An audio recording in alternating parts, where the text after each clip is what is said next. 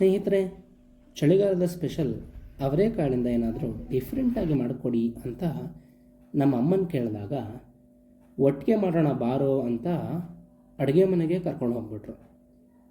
ಇಲ್ಲಿ ಅವರು ವಿಶೇಷವಾಗಿ ಬಳಸಿದ್ದು 1 ಕಪ್ ಅವರೆಕಾಳು, 2 ಚಮಚ ಜೀರಿಗೆ, 1 ಚಮಚ ಕಾಳುಮೆಣಸು, 1 ಕಪ್ ಅಕ್ಕಿ ರವೆ, 3/4 ಕಪ್ನಷ್ಟು ತೆಂಗಿನ ತುರಿ, 1 ಹಸಿಮೆಣಸು, 1 ಇಂಚಿನಷ್ಟು ಶುಂಠಿ, ಅರ್ಧ ನಿಂಬೆಕಡೆ.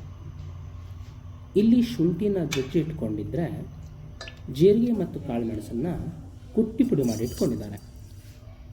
ಮೊದಲಿಗೆ ಕುಕ್ಕರ್ಗೆ ಸುಮಾರು 4 ಚಮಚದಷ್ಟು ಎಣ್ಣೆ ಹಾಕಿ ಬಿಸಿ ಆದಮೇಲೆ ಸಾಸಿವೆ, ಕಡಲೆಬೇಳೆ, ಉದ್ದಿನಬೇಳೆ, ಕುಟ್ಟಿ ಪುಡಿ ಮಾಡಿದಂತಹ ಜೀರಿಗೆ ಮತ್ತು ಕಾಳುಮೆಣಸು, ನಂತರದಲ್ಲಿ ಹಸಿಮೆಣಸು, ಕರಿಬೇವು, ಜಜ್ಜಿದ ಶುಂಠಿಯನ್ನು ಹಾಕಿ ಸುಮಾರು ಕೆಂಪಾಗೋವರೆಗೂ ಹುರ್ಕೊಂಡ್ರು.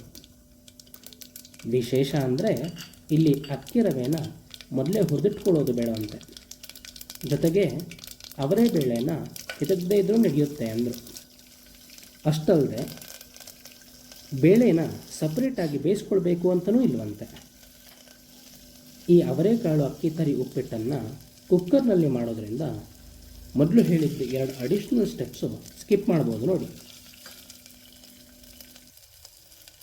ಅಡುಗೆ ಬೇಗ ಮಾಡಬೇಕು ಅಂದ್ಕೊಂಡಿರೋರಿಗೆ ಇದೊಂದು ಸ್ಮಾರ್ಟ್ ಟಿಪ್. ಅದಕ್ಕೆ ನಾನು ಸಿಕ್ಕಿದ್ದೇ ಚಾನ್ಸ್ ಅಂತ ಫಟ್ ಅಂತ ವಿಡಿಯೋ ಮಾಡಿಕೊಂಡು ನಿಮಗೆಲ್ಲ ತೋರಿಸ್ತಾ ಇದ್ದೀನಿ. ಈ ಈಸಿ ರೆಸಿಪಿನ ಖಂಡಿತ ಮಿಸ್ ಮಾಡ್ಕೋಬೇಡಿ.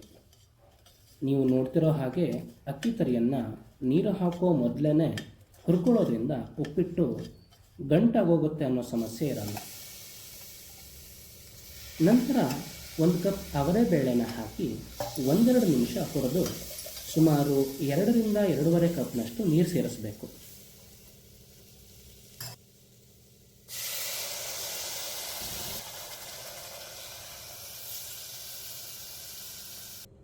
ನಂತರದಲ್ಲಿ ಹಸಿ ತೆಂಗಿನ ತುರಿಯನ್ನು ಅದಕ್ಕೆ ಸೇರಿಸ್ಕೊಳ್ಬೇಕು. ರುಚಿಗೆ ತಕ್ಕಷ್ಟು ಉಪ್ಪನ್ನು ಹಾಕೋದನ್ನು ಮರಿಬೇಡಿ.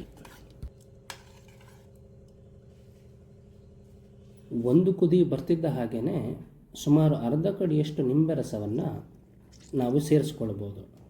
ಆದರೆ ಇದು ಆಪ್ಷನಲ್ಲು. ಹಾಕಿದರೆ ಉಪ್ಪಿಟ್ಟಿನ ರುಚಿ ಚೆನ್ನಾಗಿ ಬರುತ್ತೆ. ಕೊನೆಯಲ್ಲಿ 1 ಮುದ್ದೆ ಬೆಣ್ಣೆ ಹಾಕಿ ಹೇಳಿದ್ರು ಇದರಿಂದ ಉಪ್ಪಿಟ್ಟು ಸಾಫ್ಟ್ ಆಗೋದಲ್ಲದೆ ಉಪ್ಪಿಟ್ಟಿಗೆ ಒಂದು ಶೈನ್ ಕೂಡ ಬರುತ್ತೆ ಅಂತ.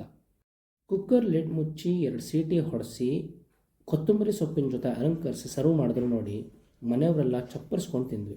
ಹೇಗಿತ್ತು ಅಂತ ನೀವೂ ಮಾಡಿ ಹೇಳಿ.